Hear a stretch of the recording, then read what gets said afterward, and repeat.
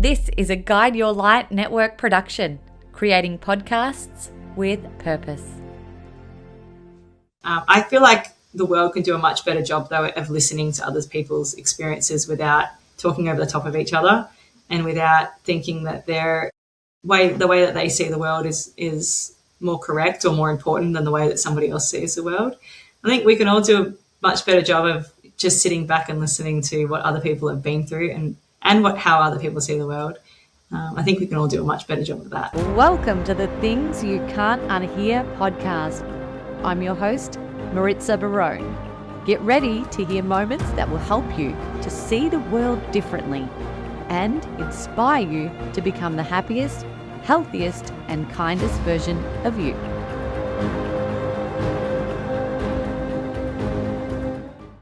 Today on the show, I'm joined by Ellie Cole in one of the most honest and open conversations I've had. Ellie is one of Australia's most loved and accomplished athletes. Over a 16-year career, she became Australia's most celebrated female Paralympian, winning an extraordinary 17 Paralympic medals across 4 games, including 6 gold. But Ellie's story began long before the podium. At just 3 years old, she was diagnosed with a very rare cancer, which led to the amputation of her leg. In this conversation, we talk about childhood trauma and family strength, navigating sexuality, and she even gives me a full breakdown of how a prosthetic feels and works, which was really fascinating to learn.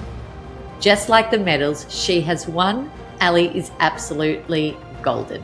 Enjoy this chat and comment below with your favourite Things You Can't Unhear moment.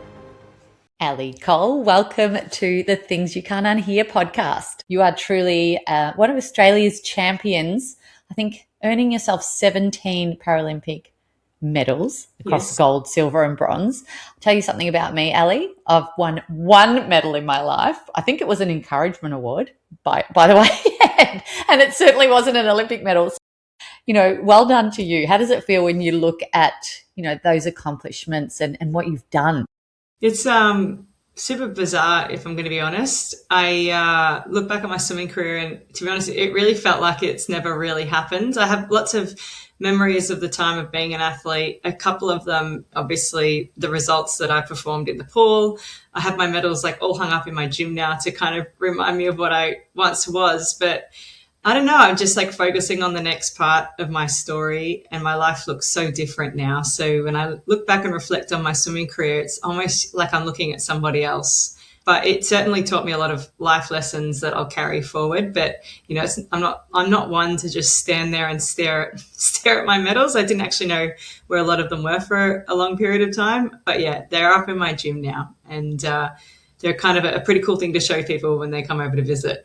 Oh, sure would be. Now, I read a quote from you that I absolutely loved, and it was, "I always dreamed of being a mermaid." And do you remember saying that? No, I don't, but I have. Don't you love it when people memories quote that come to mind? No, that quote is very relevant to my childhood. Tell me what it means to you. Because I think so many of us young girls always dreamed of being a mermaid. And that's why it really stuck out to me when I read that quote that you had said somewhere along the way. What does it mean to you? I don't think anyone's actually brought that quote to my attention before. But gosh, it comes with so many layers of memories. So we all remember being at primary school, being in the playgrounds with our friends and, playing cops and robbers or pirates or anything like that. But I remember when I was young, just running around the playground, just wishing that I lived in an underwater world and that I could be a mermaid and just swim everywhere. And I think that just probably outlines my love of swimming from a really, really young age. I just wish everything was underwater. I wish I didn't have to walk anywhere. And to be honest, I still feel the same. And I wish that we could just get from A to B purely with swimming. And I know that is most people's worst nightmare, but would have been a dream come true for me. It is such a peaceful place in the water. Do you feel much more at ease when you're swimming? Not at all. In fact, when I was training, it was at a very high intensity. If I think back to my swimming days, a lot of the time I'm thinking heart rate of 200, lactic acid of 16, excruciating pain. When I swim now, I actually have kind of just started swimming again after about a 3-year break. And I went up swimming over the Christmas holidays and tried to swim 200 meters with my niece. And after about 2 laps, I was trying to look for the wall, like, where is this wall? I can't find it. And I just couldn't believe, what I used to be in terms of swimming 10 kilometers a day in training. My heart rate could stay quite low if I wanted it to. And then, take a little bit of time off, and before you know it, you're struggling in the water just like everybody else. So at no point in my life has water necessarily been a peaceful place for me, but it has been a place where I can certainly showcase what my capabilities are, which is, someone that grew up with a disability. I was always looking for any opportunities to try and one up anybody, and especially in sport, and swimming was by far the best way that I could do that.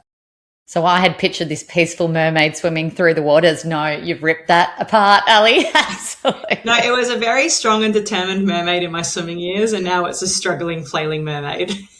Doubt that very much. Now, would you say at heart you're a competitive person? No, I'm actually not. It's so fascinating because, if I go out to like a pub with a new group of people and they always ask me this question, like, are you like super competitive? And the honest answer is absolutely not. I'm probably one of the least competitive people. Mind you, I will say, if we're just talking about everyday, mundane, trivial things, I can get quite competitive.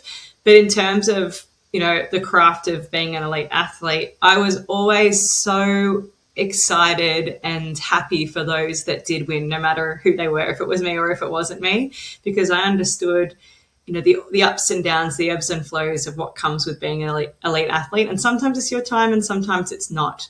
I remember being at the Tokyo Paralympic Games. It was my last ever games. And I was in the 100-meter backstroke, and I'd won in London and I'd won in Rio in the 2 games prior. And I just knew that I wasn't going to be able to get myself there for Tokyo. But I kind of looked around the warm-up pool and I picked who I would want to win, and that person did. And it was probably one of my favorite Paralympic memories, was kind of passing on that baton to such a beautiful and generous girl from the USA who took out that title. But I'm not really, too competitive. I like to see everyone take their turn at one point or another. I think that's the beauty of sport, is that people don't always stay on top, and there's always going to be an underdog that comes through. And I love the underdog stories so much more. Yes, so do I. And it's so nice to hear that take on it. I heard this quote once, and I think about it all the time. It said, "You can't compete with me because I want you to win too." And it's such a beautiful way to look at things, especially when you are in a competitive sport, or you're a business owner and you've got competitors, or, it doesn't matter what industry you're in, there's always someone competing with you. If you're a presenter and someone else is going to get that radio gig before you, whatever it is. But you're right. I feel like if you have an abundance mindset and you look at things like there is enough to go around, then it is a really beautiful way to perceive the industry, the sport, the world. Yeah, and I think going on with that point there, the way that I saw success as an athlete changed so much when I progressed through my career. In the beginning, of course, it was all about winning medals. But for me, as I became more of a more mature athlete, it looks so different, especially if you think of the Tokyo Games, training for games throughout COVID. Just being able to arrive in Tokyo and have our feet on the ground in Tokyo, for me, honestly, just felt like enough. And I did spend a lot of my back end of my career being more team focused in an individual sport, but really, I suppose uplifting the team was a big focus of mine. And it was by far the happiest I've been as an athlete, kind of when I stopped chasing those medals and started thinking about what kind of legacy I wanted to leave behind as a Paralympian. We achieved pay parity in Tokyo, and what I would want to be remembered for by my fellow athletes, it totally shifted the way that I saw myself and the way that I saw success. So yeah, definitely there is enough to go around, but there's so many layers when it comes to being a successful person in your industry. And a lot of people kind of only see it as like a metric measurement, but you can really see it however you want to see it. I totally agree with you. And that's a really, really beautiful outlook. Now, I want to go back to the start of your life, I suppose, and, the inspiration for you to get in the pool. And you mentioned you're an amputee, and I just want to share that story with people listening who may not have heard it before. I know you had childhood cancer at 3 years of age. What type of cancer did you have? So I had this cancer called a neurosarcoma. It's incredibly rare. A lot of childhood cancers that are sarcomas are usually present as osteosarcoma, so in the bone. But mine was actually in the nerve sheath that ran down my sciatic nerve. And I've never, ever met anybody else that has had neurosarcoma. And in fact, whenever I see a doctor for the first time, they always try and correct me and say, don't you mean osteosarcoma? Because it's just so unheard of. So it was incredibly rare. Cancer or chemo don't work on the type of cancer that I had, but we tried anyway. Of course, you're going to try. But after about 1 year of chemotherapy, it just wasn't working, and I was getting so sick from a low immune system, low white blood cell count, and I think there was a very bleak outlook. And so my parents had to decide to take my leg away from me. And it was almost like one of those moments, I don't remember it, but I suppose would have been quite final, where that story of that, battle and that journey of getting up to that point of my amputation was now over. And then we could focus on moving forward with my rehabilitation and with my recovery. And that's how I got into the sport of swimming. I was thrown into the water, I think 6 weeks after my amputation. And yeah, I think that's probably where I fell in love with swimming for the first time. I could be exactly the same as my twin sister and all the kids around me, and it was a way I could push myself without wearing a prosthetic leg, and I suppose explore what I could be capable of without really the pressure of gravity fighting me all the way, which I think everybody struggles with gravity, me more so. Did you get a prosthetic sort of quite soon on that journey once your leg was amputated? Yeah, I did. I was fitted with a prosthetic in surgery. So I was one of the first people in Australia to be fit with one. And so I went to sleep with 2 legs, and then I woke up and apparently I looked under the covers and I still saw that I had 2, even though one of them was a prosthetic now. And my dad said it was the most bizarre thing he's ever seen, just seeing me lift up the covers, looking at my leg and then going back to sleep again. I couldn't really process, how do you explain to a 3-year-old that they've had an entire limb taken away from them?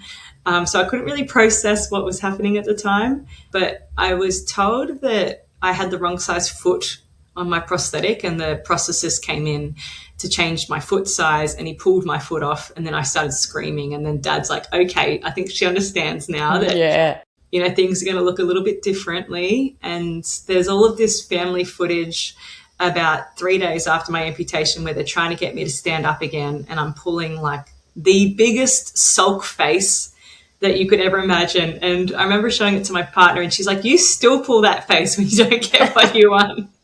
So I think, I had a bit of a rough time in the couple of days after that. I think just processing what exactly was going on. But thankfully, I don't have too many memories of that time that are vivid, but my body seems to remember that I went through a fair bit of medical trauma when I was younger. I don't like doctors or MRI machines or anything like that now.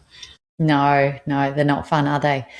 How did your parents pick this up? Being such a rare cancer, it would have been a miracle that it was even picked up to this point. Yeah, it's a really interesting story. My parents kind of knew that something was wrong. So I have a twin sister, so they were always obviously had someone at exactly the same age as me that they could compare myself to. And they noticed that I was, a very delayed walker.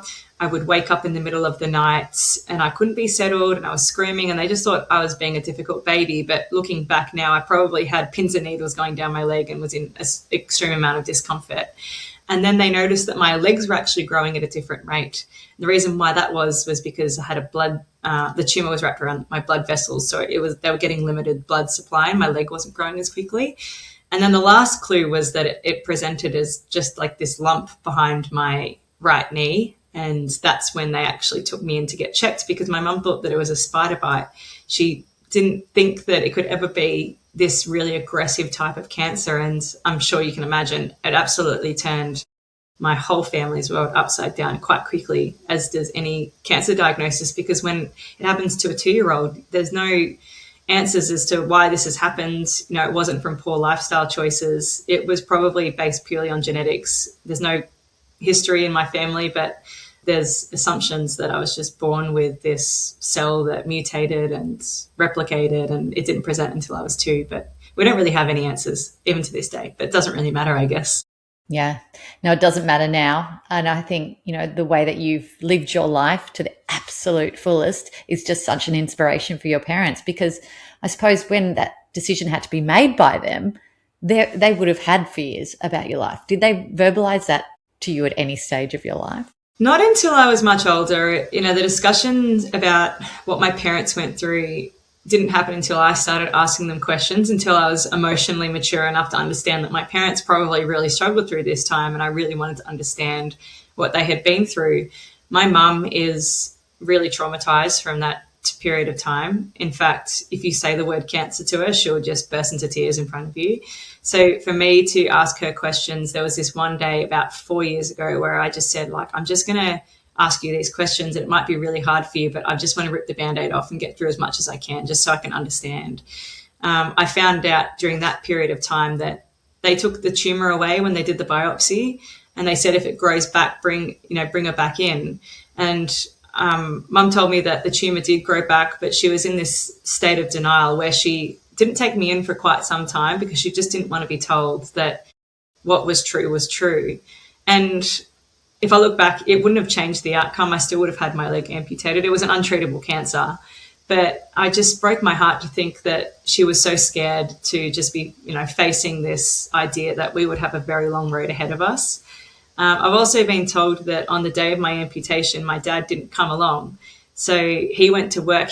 My dad is not very good at dealing with things emotionally. He still isn't, and I'm not either, to be honest. But he went to work that day, and Mum said she found it really hard driving to the hospital and looking in the rearview mirror and seeing this little girl that didn't even know what was about to happen to her go in for surgery. So I think my parents certainly dealt with the pain of what was happening in very different ways, and it was a huge strain on my family, and very, very difficult moment. And I think that's one thing that families who are going through cancer, they probably don't share those stories too much. And, what my parents did and how they reacted is absolutely okay. Everyone handles these things in very different ways. But there seems to be, I suppose, a lot of shame and stigma around the way that parents and families mentally and emotionally cope with a young childhood cancer diagnosis and the effects that can have on the family.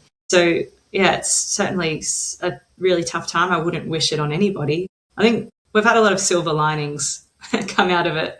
And it's nice for me, to be able to swim in a pool and win gold medals and have my family there and have my parents there, thinking that I might not have survived. And, I've had this survivor's guilt that I feel like I've put them through that. But I kind of feel like I'm trying to make things better throughout my life for them. Yeah, look, you think about the patient a lot in a cancer journey, but not often do we think about the families or the parents of the loved ones going through the cancer journey. And I think, these days it is so wonderful to see that there's so many cancer foundations and charities who are supporting families as well.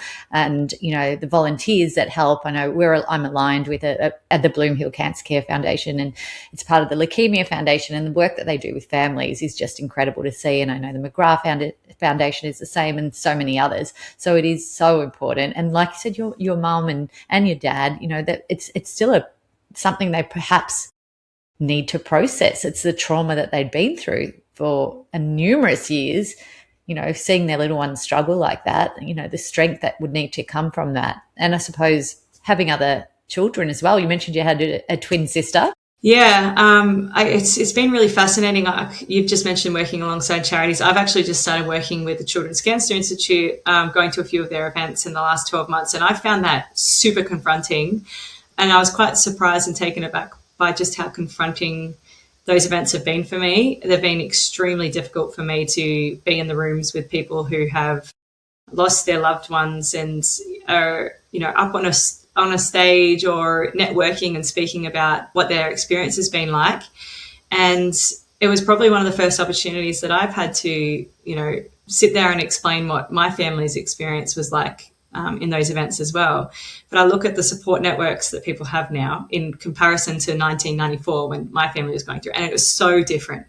And every time I go to those events, I sit there and think, if my parents had this when they were going through what we went through, and they actually spoke about it and were able to process it, we might feel very differently about it now. But I see these just little things that come through where I know that the way that we weren't able to have an outlet to talk about these things in 1994, it's seriously affected things now. Like my son was really, really sick in hospital last week, and he's 2. And unfortunately, he was so sick, and there was some procedures that we had to do where we had to hold him down. And my mum came up for his 2nd birthday, not realizing he was going to be sick. And I turned around and she just disappeared. And I was like, where's mum gone? And I knew straight in that moment, I was like, okay, you know, obviously Felix is at a very similar age than what I was when I had to go through all this. And, you know, wasn't that long ago, my parents had to hold me down while they were putting all these tubes into me. And yeah, it's just awful to see the hangover effect. But I think highlights the importance of having those support networks there and actually engaging with them and being there for each other, because my parents didn't have that. I'm sorry to hear Felix was unwell, and sending healing love. I hope he's recovering. Yeah, he's doing pretty well. He's just got some respiratory issues, which we have no idea what it is. But every time he gets the rhinovirus, which is the common cold, he ends up in resus, which is so crazy, and it happens so quickly. But as kids do, he's only 2. Like 2 days after he's, you know, like nearly died, he like bounces back and he's acting like nothing ever happened, while I'm like having this big stress come down, as parents do. But yeah, we're certainly going to get to the bottom of it, of why it's happening. Yeah, it's strange to see him at a very similar age than I was, spend a lot of time in hospital. But yeah, it's just the way it is. The resilient little thing. I hope it all resolves itself really quickly for you all. I think it will. Now, can you tell me about how a prosthetic fits? Because it's something that I have never been aware of, and I'm really curious about. And I think, you know, we hold back a lot of the time to ask these questions because we don't know how to ask the questions. But I'd love to know. I mean, I know you got it fitted at 3 years of age. Obviously, as you grow, that would have to change and grow as well. How does it work, and what are the dynamics of it? It's so interesting because it's such a normal part of my life, is like prosthetics. And I don't even like sit back and think that this is really not normal for a lot of people. And people have questions and they don't know any information about it.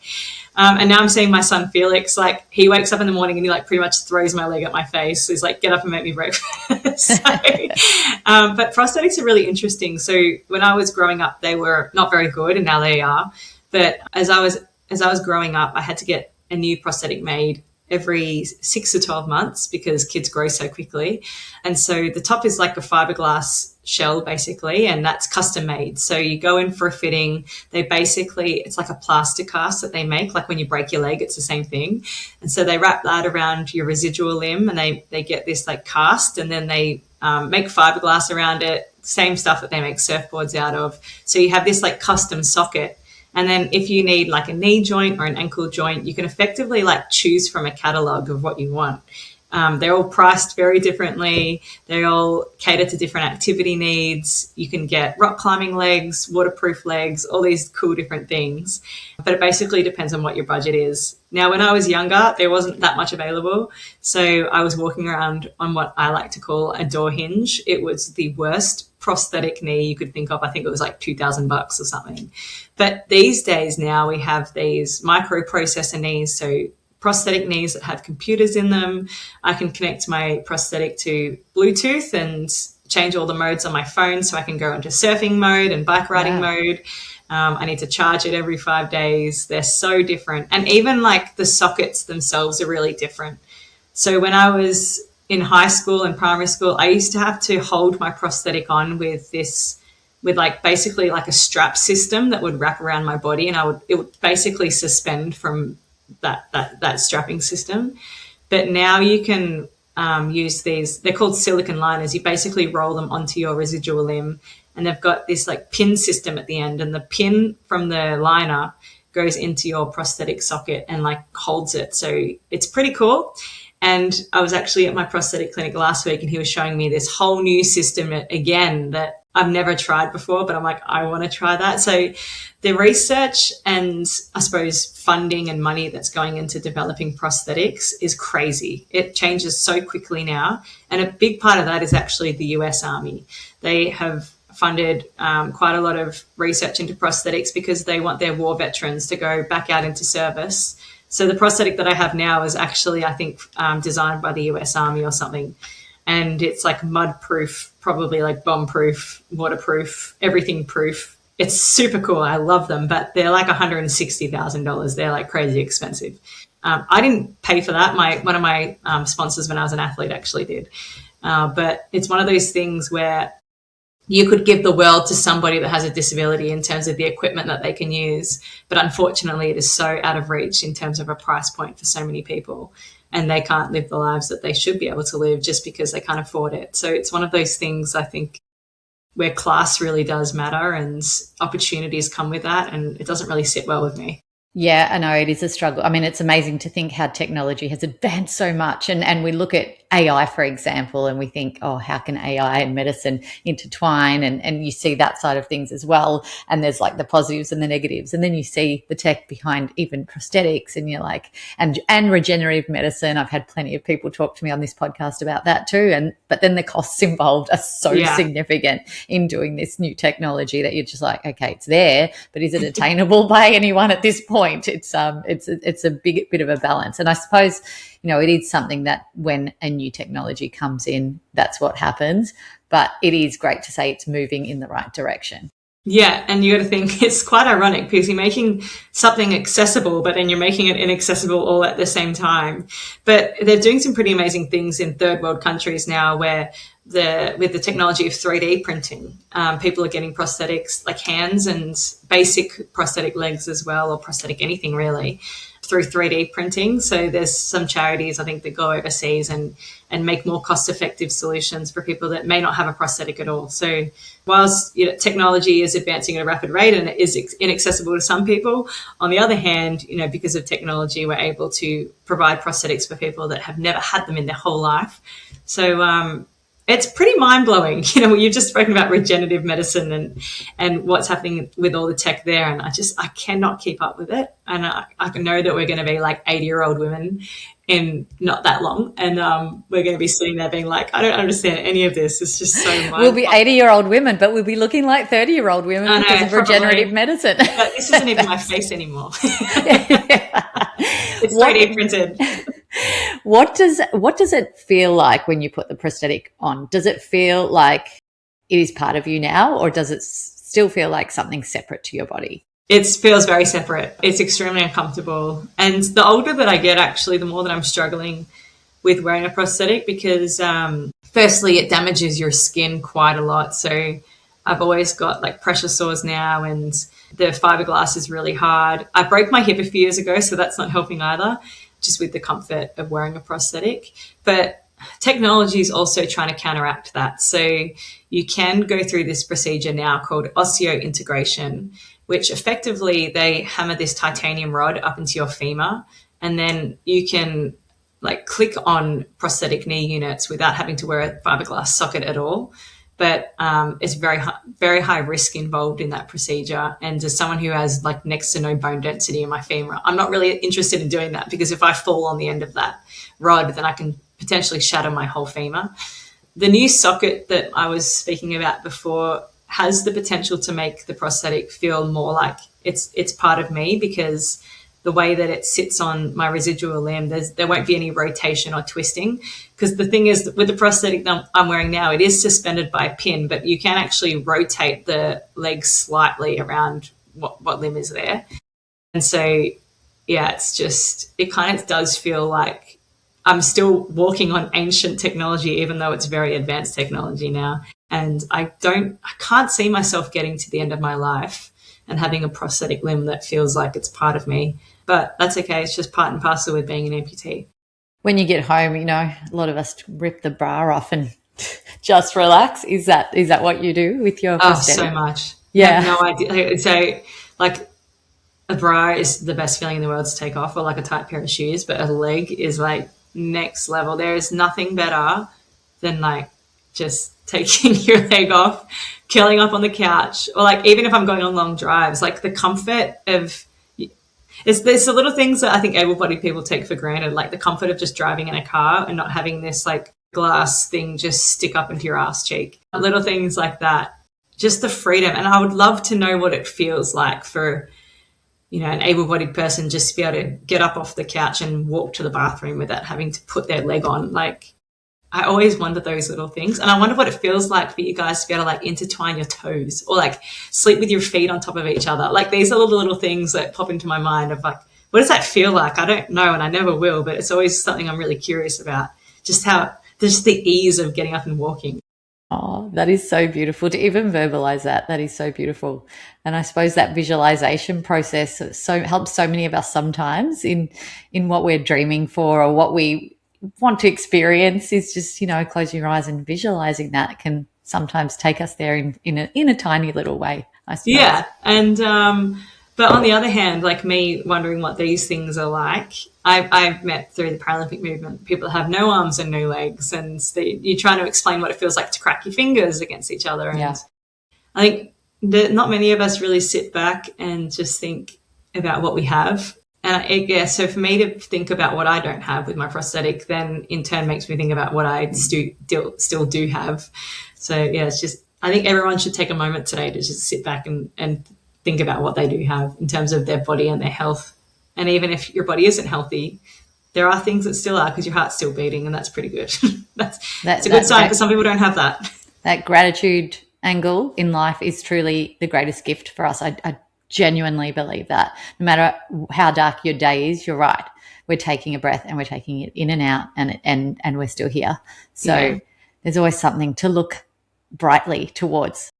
I want to hear more about the Paralympic journey and how the teams are put together, I suppose, because everyone's got different disabilities and different forms. How is, for example, your races that you've won 17 medals in, how have they been put together in that way? Yes, so we select our teams in a little bit differently to the Olympic team and the able-bodied teams. When you're looking at team selection for like an Olympic team, it's usually top 2 in the world in that event is like the qualifying time from the world rankings a year previously. And then, so if someone that is able-bodied qualified for the 100 meters butterfly, they'll go to the Olympics and they'll race the 100 meters butterfly. For a Paralympic athlete, we have the same qualification criteria, except once we're selected for the team, we can choose whatever events we want to race in. So I could qualify for like the 50 meters freestyle and get myself onto the team with an 8 qualifying time. But then once I go to the Paralympics, I can choose whatever I want to swim in. So it is a little bit different, but we have usually a team size of about 30, and very similarly to the able-bods, it's usually a top 2 ranking from the year previously is an A qualifying time. And if you swim an A qualifying time, you're pretty much guaranteed to make the team. And what about the differences in disabilities? How are they selected? So it's actually not really taken too much into consideration. So when we are trying to qualify for a team, we race in these events called multi-class events. Now, multi-class events contain all the different classifications and all different types of disabilities, because we just don't, I'm an S9 category. We just don't have 14 S9 swimmers in Australia to be able to fill a final. So everyone races in the same final, but we're all racing for different qualifying times. And then once you achieve that qualifying time, you're pretty much automatically selected. But the only difference is when it comes to relays. So Paralympic relays actually work very differently because it's done on a point system. So, for example, in a Paralympic Games, you have like a 34-point relay. And because I'm an S9, I make up 9 of those points. And so sometimes you'll select someone for a swim team because they might be a certain classification and you need that classification to make up the numbers for your relay. You might have like a really fast S6 swimmer and you're like, oh my gosh, I need those 6 points. Like they don't take up that many points at all, but they're so fast. So we want that person for our relay. I've actually found in my experience, S7s are like gold when it comes to relays. So S7s are usually affected in 2 limbs or on one side of their body, sometimes 3 limbs. But I feel like the balance between their impairment and their speed in the water is just like the perfect match for a relay swimmer. And the S7s don't take up too many points. So if you get like 2 S7s in a race, you can put like an S10 in, which is pretty much someone that has very minimal impairment. And you just like get the S10 to dive in at the end and blow everyone up. It's so much fun, like a Paralympic relay. Interesting. It's a whole new, and how is that S7 and S6 and S5 grading actually done? What's that process like? It's such a controversial process because up until recently, people kind of just went into their classes and that was it. But probably in like the last 2 Paralympic Games cycles, there's actually been quite a lot of money and endorsements that have come into Paralympic athletes, and there's a lot of funding that goes into Paralympic sport now. And so there's this thing now called intentional misrepresentation, where athletes will go and get classified by international classifiers. So they go to this like classification day, they get assessed on the land, and then they get assessed in the water, and there's like a point system, and then you get your classification at the end.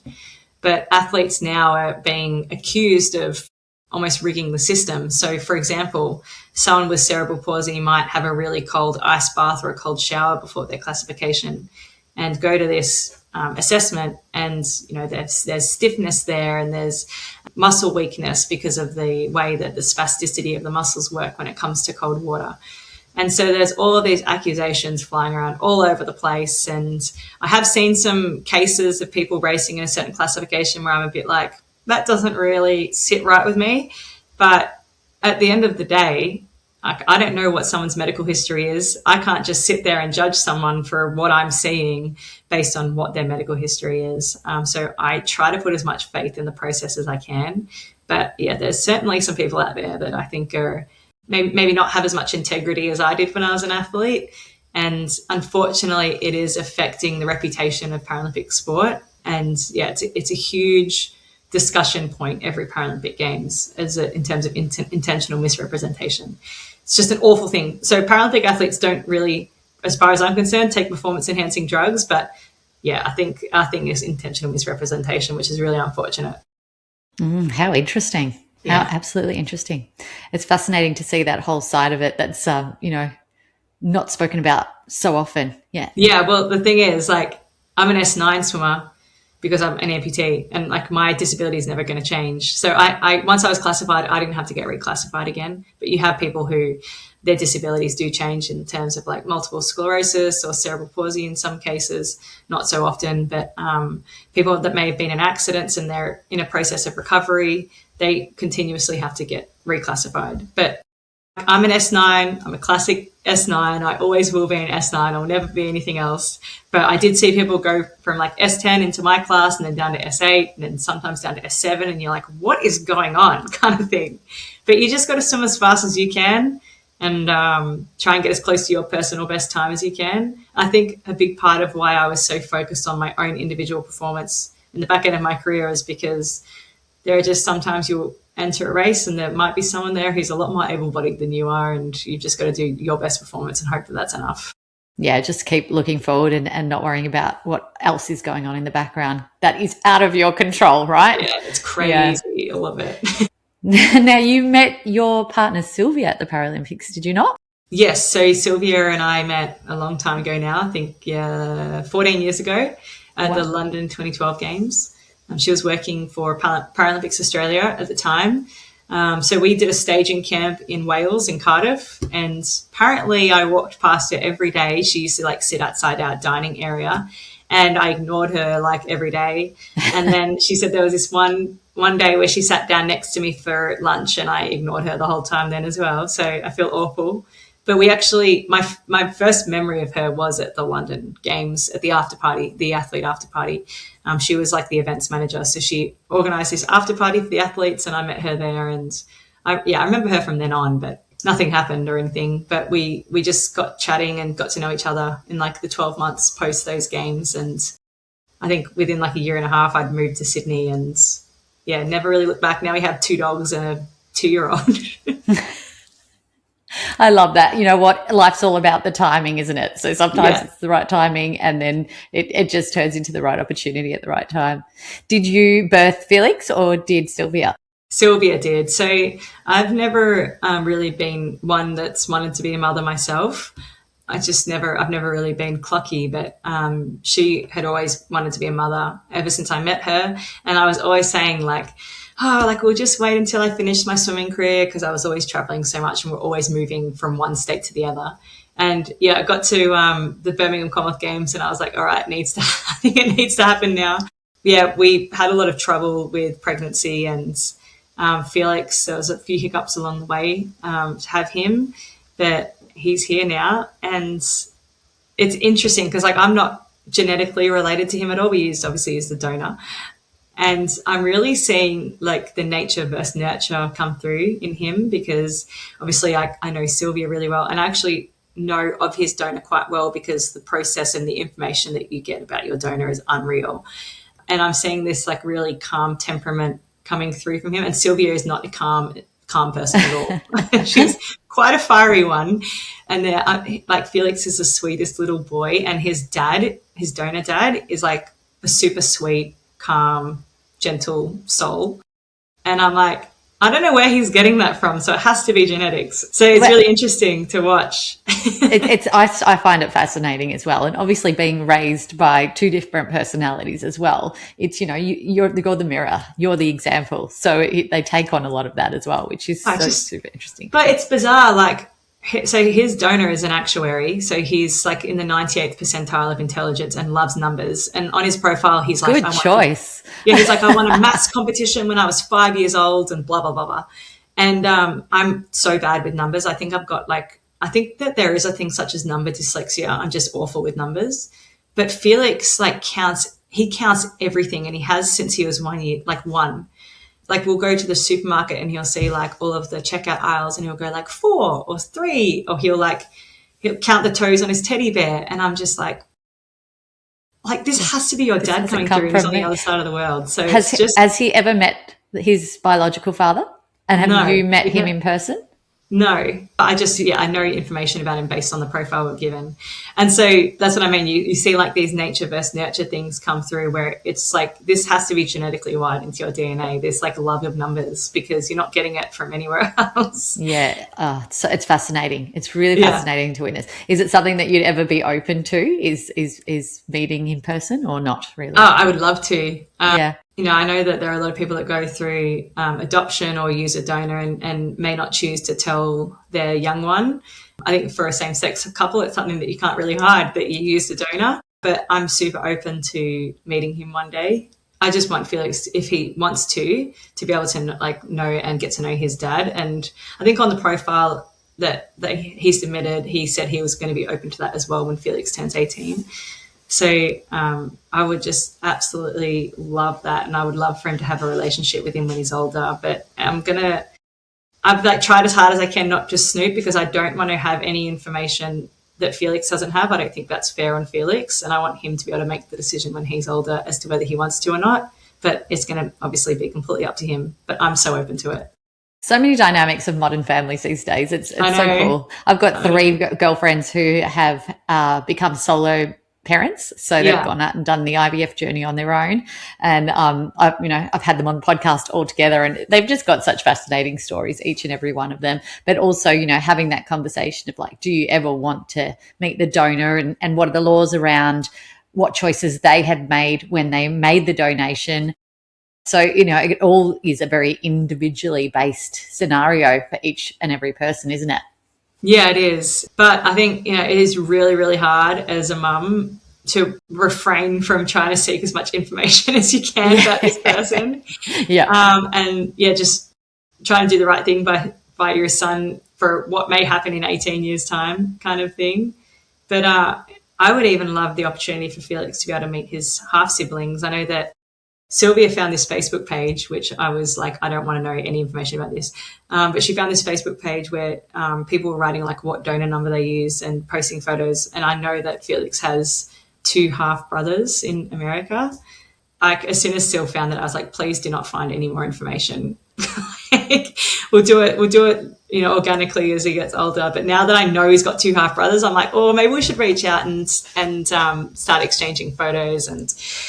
But then again, I think back to Felix when he's 18, thinking like, you've forced these 2 into my life when I may not have wanted that. So it's just so delicate, the process behind it. And yeah, it's so individual for each person and each family as well, in terms of how they want to tackle that. I think if it's always done with love, it's always the right thing to do. And it sounds like you're doing all of this from a position of love rather than fear. And I don't think he'll ever regret that. I just cannot wait to meet his dad one day, hopefully, and tell him how much he loves numbers. I just know that he'll get a real kick out of that. Good on him. I think you chose very wisely, Ellie. Calm and good with numbers. These are 2 amazing dynamics that we need in a person. Yeah. Now, with your relationship with Sylvia, were you always aware of your sexuality growing up, or was that something that was sort of a surprise to you at a certain point in your life?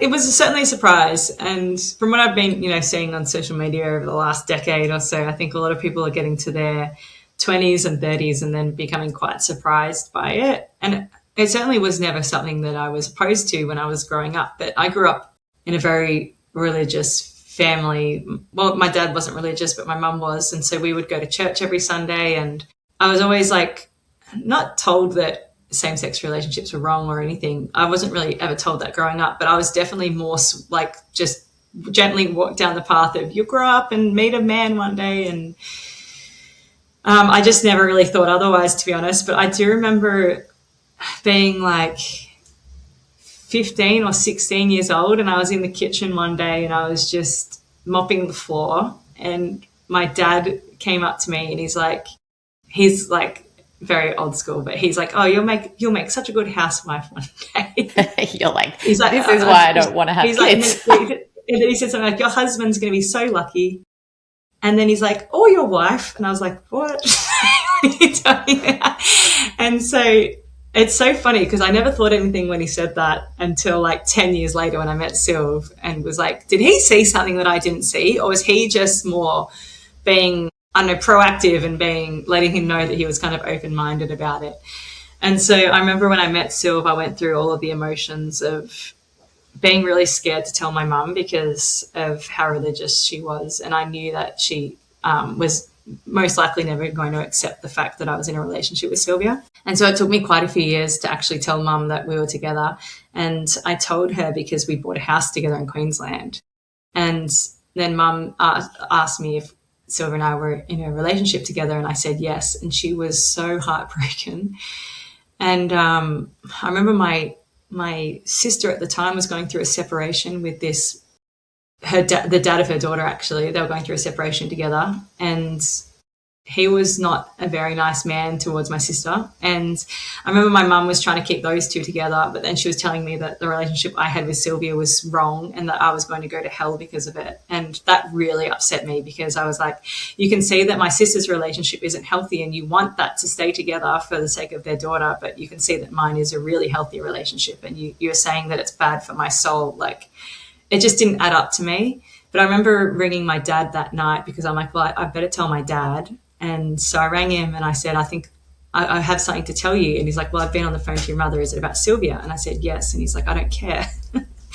And so it's been like a really long process between my parents accepting it and now. And I was so scared to tell mum that we're having Felix. I was like, that is just another thing that I've got to bite the bullet on. So I made sure when I told mum we're having Felix that she'd had like a billion wines. And my mum and dad were living separately at the time because my dad was doing contract work up in Darwin. And so my mum had gone up to visit my dad, and she loves being in Darwin with my dad. And I'm like, she's in Darwin, she's had all this wine, like now is the time to tell her. So I had my sister on the phone with me and I told her, I said, the way that I told her was that we had a new roommate coming, but he wasn't going to be arriving for another 6 months. And mum was so confused. She's like, are you struggling financially? Like, why are they coming for 6 months? And I could see my dad in the background, like the penny dropped, and he's starting to compute. Yeah, my dad's like starting to get emotional. My mum's super confused, and she's like asking questions. And but then when she found out, she was so happy. And I actually spoke to her about this a couple of days ago, about how she felt in the lead up to Felix being born. And she did say she did struggle knowing that he wasn't genetically related to me, and what she was going to feel like when he was born. And I had the same reservations, like, how am I going to feel when this baby's born? Because will I feel like he's still mine, even though genetically he's not? She had the same reaction to his birth as I did. As soon as she's like, as soon as I saw that little boy, I just fell in love with him. And I had the same thing. So anyway, that was really long-winded, but yeah, I didn't realize what my sexuality was, to answer your question, until I met Sylvia, really. And then I had all of the trials and tribulations that a lot of people experience when it comes to family acceptance. But it's 2026 and I feel like we're moving in a much better place. I think if I told my mum now in 2026, I think she would maybe react a little bit differently, but who knows? Like, all I will say is that now that I'm living really authentically and genuinely, I'm so much happier. And it's a hard thing to do for some people, but I feel happier. Thank you for sharing all of that and opening yourself up to share that with all of us listening today. I think it's super important to hear these emotions that others have to go through. And I feel like you've been through quite a bit in your life, and the way that you verbalize it and speak about those feelings is super special. I'd love to ask you how you see the world. I think when we look at the world and stand in the, in the shoes of ourselves and look out and, almost zoom out from the world at the way that it is at the moment, how do you view it as a place, as an experience? It's a really loaded question. I've always been quite an optimist, and I'll always be very optimistic. The work that I do in terms of inclusion and advocating in that space, I feel like the work that I do is being recognized in a more genuine space now. I feel like when I first began all of that advocacy work and disability awareness work, I feel like it was received in a very tokenistic way, but I knew I just had to keep pushing with it. But I am seeing conversations change so much in my world when it comes to inclusion, because people know what language to use now. People don't call me a Special Olympian anymore, which is a totally different thing. People don't say Paralympian anymore. They say Paralympian, and they know exactly what it is. And so I do see things changing for the better. I feel like people are a lot more open-minded to differences in others and appreciating differences in others than they have been previously. Of course, there are people out there that aren't, but I don't want to be friends with those people, so I don't surround myself with those people. But I feel like we are certainly a lot more open-minded about each other's experiences. I feel like the world can do a much better job, though, of listening to other people's experiences without talking over the top of each other and without thinking that the way that they see the world is more correct or more important than the way that somebody else sees the world. I think we can all do a much better job of just sitting back and listening to what other people have been through and how other people see the world. I think we can all do a much better job of that. But I'm really optimistic that that is going to happen in a way. And I know that that's the way that I'm going to raise Felix, and hope the way that Felix is going to be like that when he's older. And I think that's where my focus is now, is being able to raise my son in a way that I want the world to be, which sounds super corny, but it's true. So, yeah, I'm pretty optimistic about things. I'm so passionate about that as well, in terms of us looking at things from other people's perspectives. It's too often that we just judge based on our simple beliefs. And then the moment you step away from that and you're like, hang on, how would this affect me if, or how would this affect me if this? You have a totally different view. And I always say the way that you view the world totally impacts the way that you experience it. If you wake up in the morning and you have 10 negative thoughts before you have even one positive thought, you're going to experience that day very differently to if you flip that script, flip that narrative, and choose 10 positive thoughts before you wake up in the morning and override anything negative. And that's just one example. But, there's a lot going on in politics at the moment and in America. And I literally jumped off a Zoom just before we had this conversation with someone in LA. And she said, it looks like the whole country is against each other. But she said it's very differently impacted here on the ground, because we're all in our own little bubbles in a way, and we're all surrounding ourselves with like-minded people, so it doesn't feel like we're all against each other.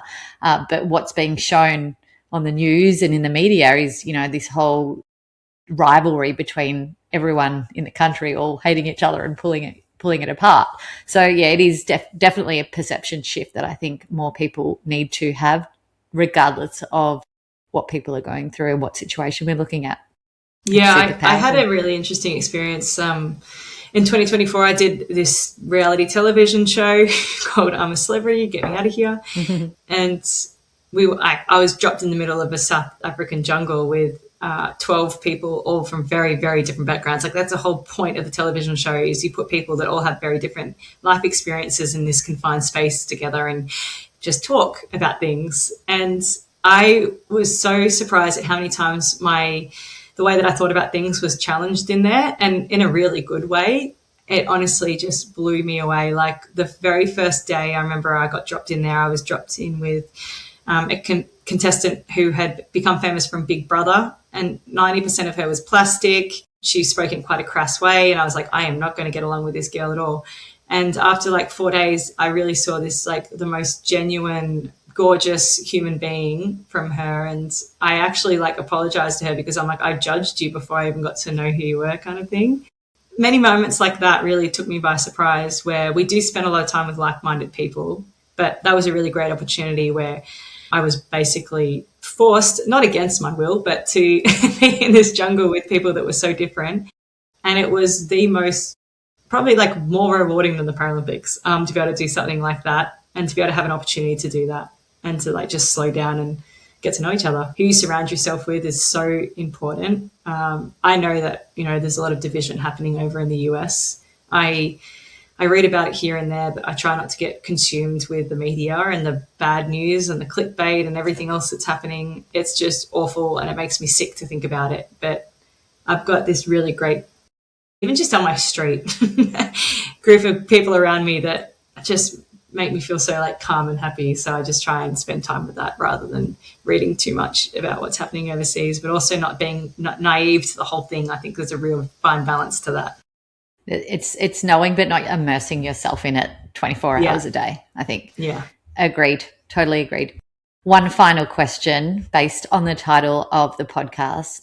What is one thing that you heard that you could not unhear? It actually wasn't something that I heard. It was something that I read. So I used to train at the AIS in Canberra, as most elite athletes have at one point in their life. And as you walked into the swimming pool, there was always this quote on the door when you like open the door into the swimming pool. And it said, it's my favorite quote ever. Insanity is this doing the same thing over and over again and expecting different results. I love that quote. And I feel like that resonated with me probably more than any other quote, because Paralympians, people with disabilities, people that have been through adversity or hardships, have to adapt and change the way that they do things. And as an athlete, it really challenged me as well, because being an athlete is very monotonous and mundane. You do the same thing over and over again. And you go to a swimming competition and you're like, why didn't I swim any faster? And so it kind of challenged the way that I did things in terms of how creative I had to be, which is why I think I was so successful in the end. And so I always apply that to every single part of my life. If I'm not happy with something in my life or where I am, it's probably because I've been doing the same thing over and over again and I've been expecting things to change. So it just gives you a bit more, I think, of a look in the mirror to know that you have to take a bit more responsibility sometimes and actually intentionally change something if you want something to change. And yeah, I think it's going to be something that I live by for a long time until my ending days. That's definitely one of my favourite sentiments as well. Ellie Cole, thank you so much for joining me on the Things You Can't Unhear podcast. You are an absolute treat. Thanks, Rita. You are too. Thank you. Thanks, doll. Thanks for listening to the show. What did you think? And what did you feel? Let us know by leaving me a message on the Things You Can't Unhear Instagram community page. And if you can, give us some ratings love on your favourite listening platform.